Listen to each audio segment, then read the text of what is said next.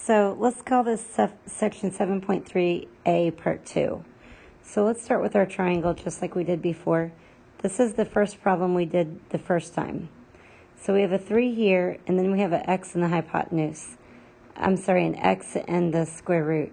So let's put the x here and let's put the square root here, and I want you to see the difference.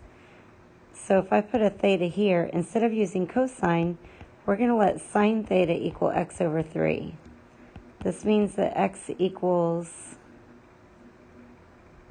3 sine theta, and dx equals 3, the derivative of sine is cosine theta, d theta.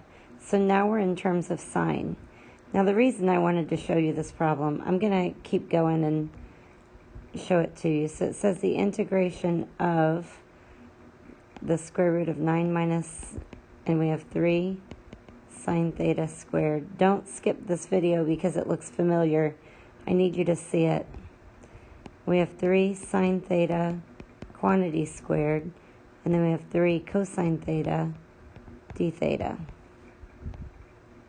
So we have the square root of 9 minus 9 sine squared theta, and on the bottom we have 9 sine squared theta, and out here we have 3 cosine theta d theta.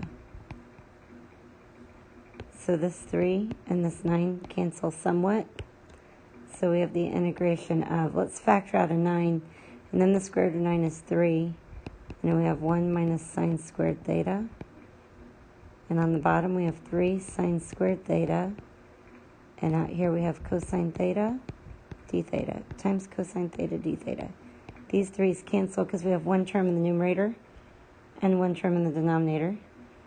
So we have the integration of 1 minus sine squared is cosine squared theta, sine squared theta. Now technically this cosine theta can move up here.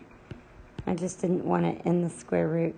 So the square root of cosine squared theta, the square root of cosine squared theta is cosine theta times cosine theta over sine squared theta d theta.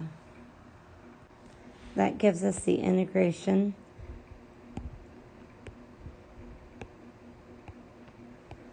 of cosine squared theta over sine squared theta d theta.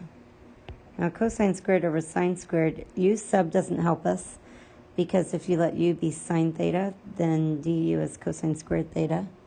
If you let u be sine squared theta, then you have to use chain rule, and du is 2 sine theta cosine theta. So none of that is helpful. But this could be cotangent squared theta d theta. Oh, and that's an identity.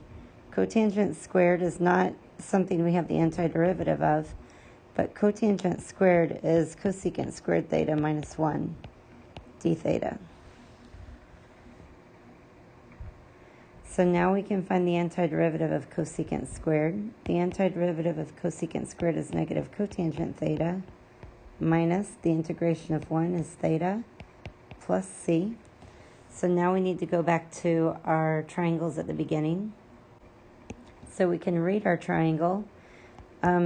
Negative and cotangent theta. Cotangent is the reciprocal of tangent. Tangent is opposite over adjacent. So it's x over the square root. So we're going to put the square root over x minus, now theta, we have sine of theta equals x over 3. So that means theta equals inverse sine of x over 3. So we can plug that in here. Inverse sine of x over 3 plus c. And that's the answer. Now if you go back and look at the answer we got for when we used cosine, the answer is very similar. I think the only term different is here, but because there's a shift in the two, it works out. My WebAssign is going to want this answer. So let me tell you how to know what to use for WebAssign. WebAssign uses the table that they were given to you.